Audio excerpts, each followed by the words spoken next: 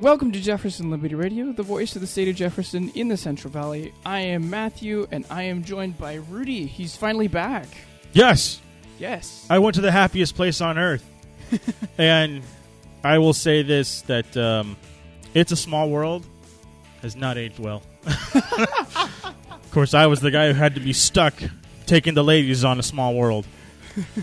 Oh, so much fun. So much fun. But, hey, you know what? The Tiki Room is still the best place on the place to go to. You know, you could get some nice pineapple ice cream and sit and listen to the little birdies sing. 1950s style. We also have a special guest today, Nora. She was in the courtroom on the... I'm having a brain fart because, you know what? When I take vacation, I don't think about anything else. What was that day? It was the 15th, right? The 15th. Yeah, probably the 15th. We're going to go with the 15th. Hi. Nora, you were at the courthouse on the 15th. And, I was. And please tell us what happened, because for all of us who couldn't have been there because, you know, mo work and because there were only 2 people that were allowed in there because, you know, the judge wouldn't let us have a bigger courtroom. Well, it was pretty exciting. When we got there, we were all out on the street with our Jefferson flags and our American flags and our signs that said something like, "Justice delayed is justice denied," which I thought was a very important thing for us to be speaking about, since it's been since September of last year since we were in court. Yeah, that's correct. So that was a very effective sign. We were on the street for about an hour, and then it was court time. And so we went up to the 15th floor where our courtroom was. We were selected by the draw. Each county's coordinator went and was required to be in the courtroom. I'm sure that not all counties were there or present, but I was selected by the draw. And I was kind of excited about that, you know, being able to be in the courtroom for the first time because I wasn't able to be there in September. So we were asked to line up outside the door. Some of us were taking pictures, and, you know, 15th floor is a pretty good view, you know, of Sacramento and the waterways. And not too long after we were taking pictures, the sergeant-at-arms came up and said, "No pictures. You can't take pictures from outside the courtroom, as well as you can't take pictures inside the courtroom." Why? That's their rules, not mine. So we did get a few, but lined up in pairs outside the courtroom.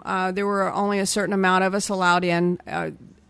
They had room for, I think, 9 more, and so several more went in, you know, that weren't expected to go in.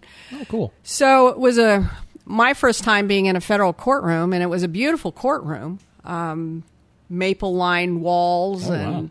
You know, the judge's desk was also maple. So, I mean, you know, that was kind of interesting to me. You know, so our taxpayers, our tax money spent on something that's kind of pretty. Well, yeah, but, you know, when you found out that when they built the building that they didn't lay the foundation correctly, and it began to sink as they put floor upon floor. So it cost us an extra, I don't know, $1.1 billion to make build the building. That sounds all sorts of familiar right there. Right. Well, it's California. You have to remember that. So Judge Mueller came in after we were seated, and she requested all the phones be turned off, and that's pretty standard in any courtroom you go into. It's just just as a matter of respect. And she let us know that we were welcome to be in there. I don't know why she made a statement like that, but she did. And she began to question our attorneys. And Mr. Staffney was amazing. You know, he's a very eloquent man and was able to answer her questions very thoroughly. And actually, when she'd make a statement, he would challenge her with whatever, he was challenging her on. So I thought that was kind of great. I don't know that I would have challenged a federal court judge, but he seemed to have the liberty to be able to do that and do it in a way that she wasn't offended, because I think if she'd been offended, it might have been a problem. But as we were in there, our attorneys held the floor probably about, I'd say 95% of the time. The state's attorneys, the state attorney, he was not very engaged. He was there.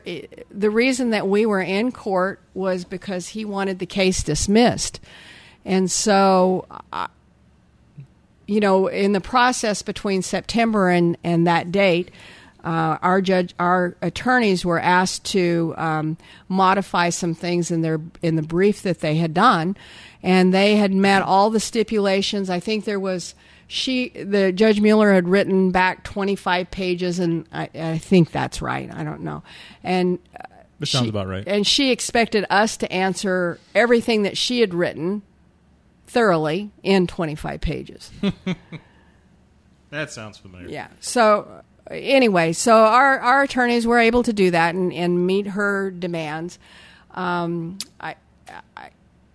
judge was kind of interesting in that after she'd questioned our attorneys quite thoroughly and commented on the things that they'd said, she said, well, there's this thing that's going to be on the ballot, this 3-state split. Wouldn't that address your concerns? Mm. And at the moment that she made that comment, all of us in the audience groaned and said, no, well, we got chastised a little bit from the judge about that, that you weren't allowed to speak while you were in court. Well, she asked a question. Well, yeah, but she was asking it to the attorney, not to the audience, and I guess that was the difference. She knew what she was doing. Sure she did. But,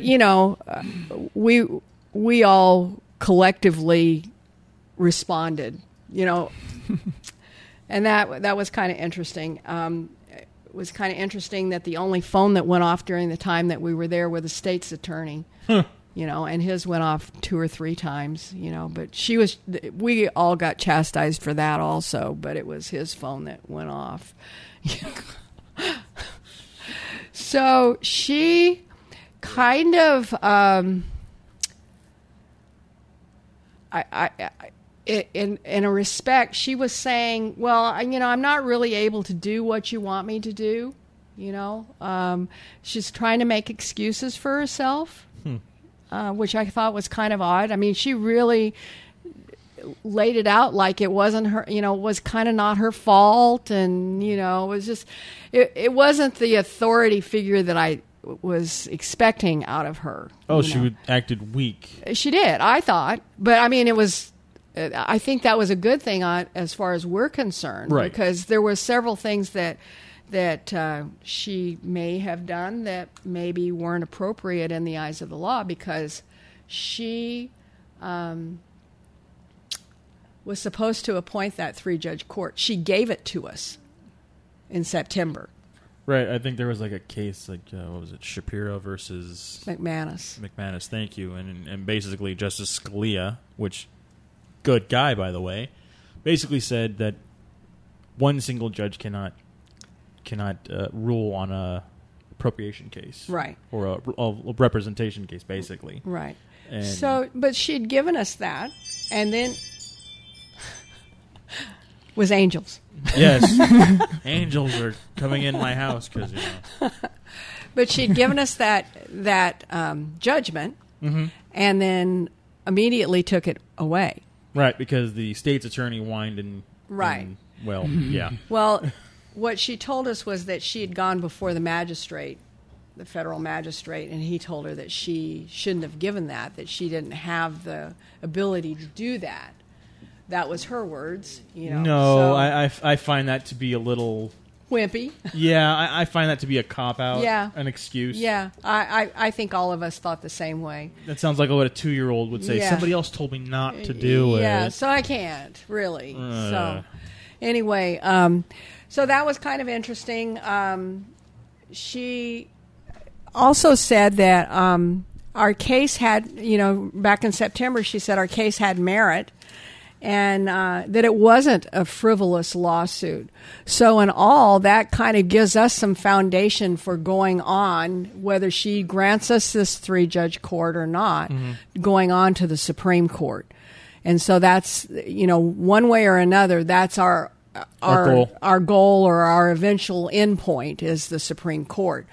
And so I think that's going to happen maybe sooner rather than later, from some things that we've been hearing. So maybe. I hope so. Yeah. We're excited to see this thing go forward. We're not letting it lay.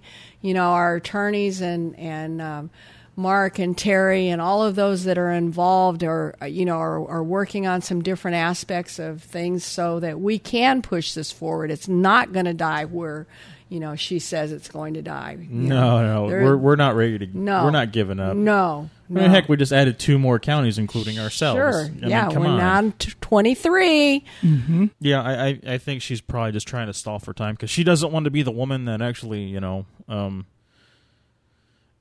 the courts won't break up California. That's not possible. But eventually, we're trying to strong arm basically ourselves into our own state. That's how I understand it. Well, I think she doesn't want to be responsible for that. Yeah, she doesn't want to be responsible, and she could have made a judgment that day. She could have dismissed, but she's not. That's not acceptable. No, because I think if she would have tried to dismiss with prejudice, I think she probably would have been in a lot of trouble with her boss. Who oversees the Ninth Circuit? What Supreme Court justice? I don't remember. I think is it Kennedy? Oh no. One of those Supreme Court justices oversees, and I think it it's may Kennedy. be Kennedy. I think it's it Kennedy. may be Kennedy. I think it's Kennedy who oversees her.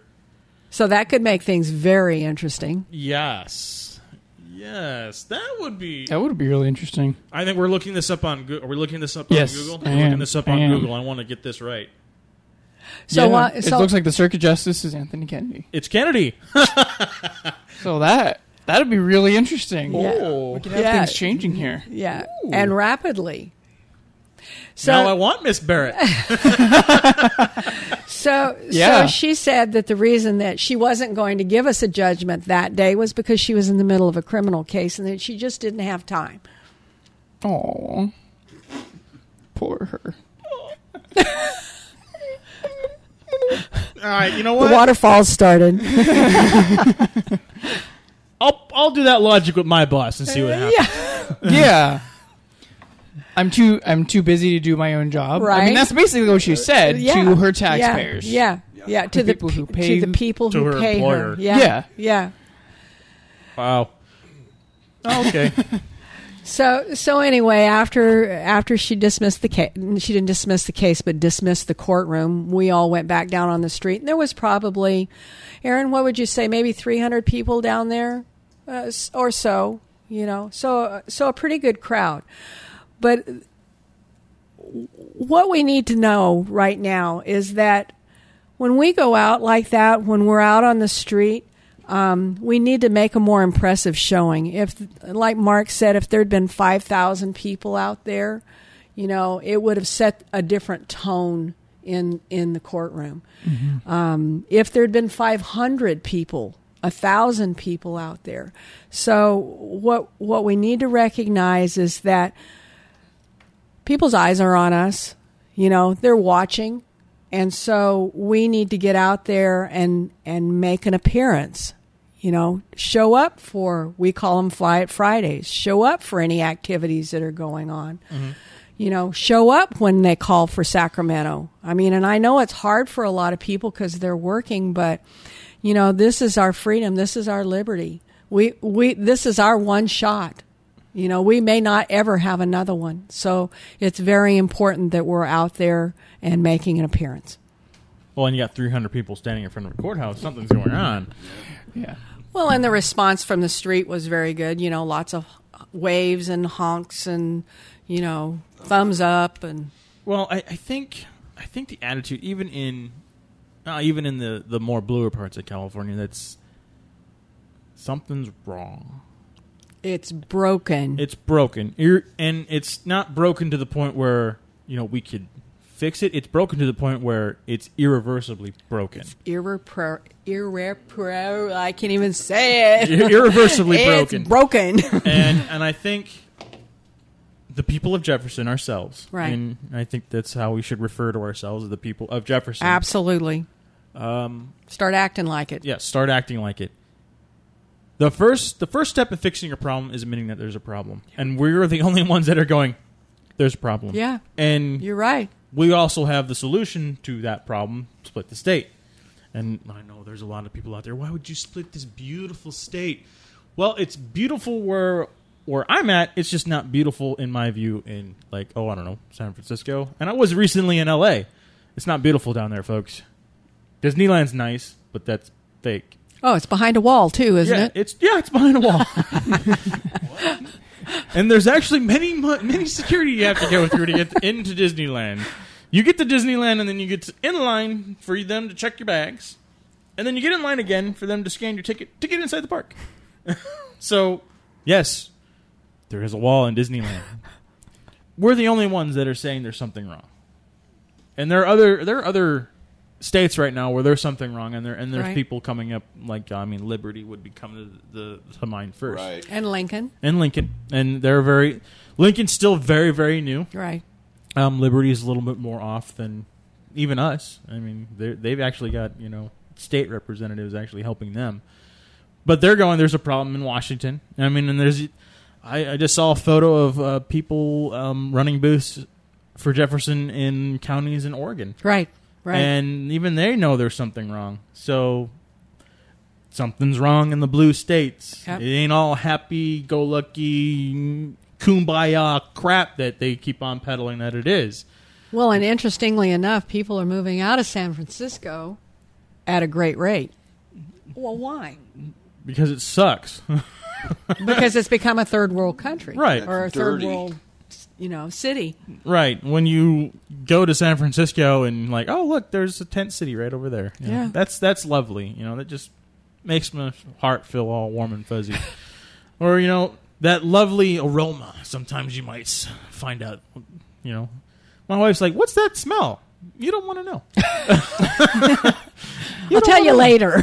You don't want to know. We'll tell you later. No, but again, I mean, there's a problem. There's a problem in this state, and our so-called leadership is basically, they know it's wrong. They know what's wrong. They just don't want to give up the power. And eventually we're going to have to tear that power away from them. I hope it's through legal means. Right. I pray to God it's through legal means. I don't want it to do it by total force. That would be... that's something I think that every man has to decide for himself about. So have you covered, because I haven't heard you say anything about it, we're coming up on this 3-state split being put on the ballot. Why is that a good thing? And will it make California into 3 states? No. From my understanding, it's basically a vote. I think it's similar to the 1992 vote I remember reading about that. It's just an advisory. It's an advisory vote. Basically, these are the places that want to, we want to do this, and we're going to take it to you, and we're asking you to do it. Basically, we're basically being like, what was that movie? Not Tom Sawyer, but please, sir, I'd like some more. Whatever the hell. Oliver Twist. Thank you, Oliver Twist. Yes. See, I'm not really good with literature. But no, Oliver Twist, please, sir, I'd like some more. Instead of going, you gonna do, we're going, oh, so it's not the Rocky. Yeah, should be more like Mr. T. Get it done. So the advisory vote then just advises the legislators that that's what the people want. If it passes. Yeah, if it passes. And basically what they'll do is go, yeah, that's nice. Yeah, I think so too. That's what they're going to do. Yeah. It's going to go. Yeah. And unfortunately, I think it's Newsom that's going to be elected. I'm sorry. I know there's people who want Cox, but I'm blah on both of them. Yeah. So why is that a bad thing? Why is the 3-state split a bad thing? Well, number one, if you look at the map, if they would have drawn the map a little bit better, added the Jefferson states and then added those other states just to be with California, I think probably The counties. The counties. I think most of the people at Jefferson would be for it. Sure. I think the way we're going to get our state, it's going to be similar to that back just before the Civil War. You're going to have a red state, and you're going to have a blue state. And I like the idea of the southern part having their own state, and then basically L.A., San Francisco, and Sacramento could be their own state, and then the rest would be Jefferson. That would have been a more of an acceptable idea. Yeah. Instead of trying to go for broke and make 3 blue states. Actually, there was an article that there was like a far left article. I don't remember where it is or where it's from because I try not to read that crap. Basically, it said that California needs to split into 6 states and make them all blue to stack the Senate. Okay, this is the way the left operates. If they can't win, they're going to cheat. I mean, FDR is a really great thing because there was only 5 justices on the Supreme Court back when FDR was president, and then he decided, nah, I don't like that. We're going to add some more to stack it in my favor. They're even talking about that today. Instead of 9, it should be 11. Because, we need more. No. If you can't win the game, don't change the rules. That's right. So, again, I really do think that in order for us to get our own state, there has to be another state. Whether that be Puerto Rico or the proposed state below us from the 3-state split, or any number of things. I know there's a group of people in Texas that are basically blue, and it's more near the border, and they want to form their own state. I think it's time to add some more states, to more stars to the flag, because there's a lot of states right now that you look at the map and go, well, there's a state right there in that state. There's a state right there in that state. The city should not be able to dictate to the rural areas what's going to happen, and the rural areas should not dictate to the cities what's not going to happen. And I think that was one of the things that they were trying to fix in one of the Supreme Court cases that is getting us into this problem. What was that? One in the 60s. It's basically what the predicament we have right now. They took power from the rural areas because the rural areas were lording it over to the city areas, because even back in the 60s, it was pretty much more people lived in rural areas than they did in cities. And they totally imbalanced it, which is wrong. That's why we have an electoral college. That's why we have a House. That's why we have a Senate. That's why the House is based on population and the Senate's based on states, how many states you have. You would think that we would set up our states to be the same way. The counties would be their own things. They'd have their own senators. No, that's not the way it works. So I think we need to get back to the balance, because I think that's the balance that works. It's worked for 200 years, and it could work on a smaller scale like a state. Yeah. And it's no big deal. That's what people want, but that's not what the left wants. The left wants to have that power. Yeah, it's a control issue. It's a control issue. They want control. And we look at our oligarchs up in Sacramento. They want control. But no, I think we need to get back to that balance. So I agree. I find it to be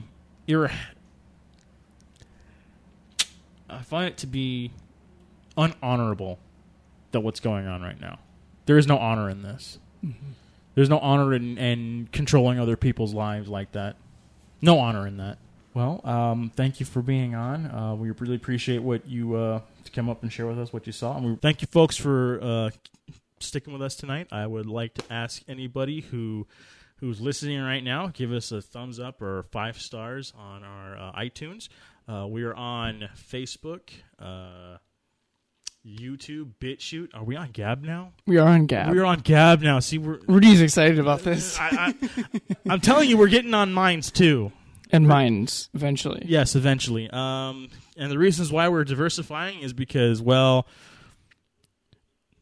that Generation 2.0 synth of, Zuckerberg is kind of a jerk, and he tries to stifle people. And Google's a bunch of jerks, too. They want to, destroy all forms of free speech. So that's why we got to go through other means. So like, subscribe, share, tell everybody you know. We need to spread it all around.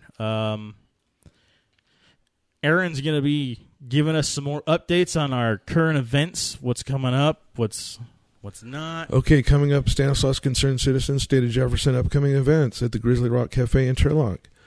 On July the 25th, we're going to have Eric Eisenhammer from Howard Jarvis Taxpayers Association. He's going to speak on SOJ, and the meeting's going to start at 5:30 with an update on SOJ, and Eric will start up at 6. July 27th and 28th, we're going to have a booth at the Homeschool Conference. On the 28th, there's going to be a town hall meeting in Mariposa at the Senior Center. That's going to be at 5246 Spriggs Lane in Mariposa. Doors are open at 5:30, starts at 6. August the 1st, we're going to have disaster training with Dave Alfano from FEMA at the Wesley Hotel in Wesley. So look out for your email and make sure you're on our email list, and we'll have more information out then. August the 15th, we're going to have Donald Bobadelier at 5:30. He's going to be speaking on what's going on in the state of America, or the state of happenings in America right now.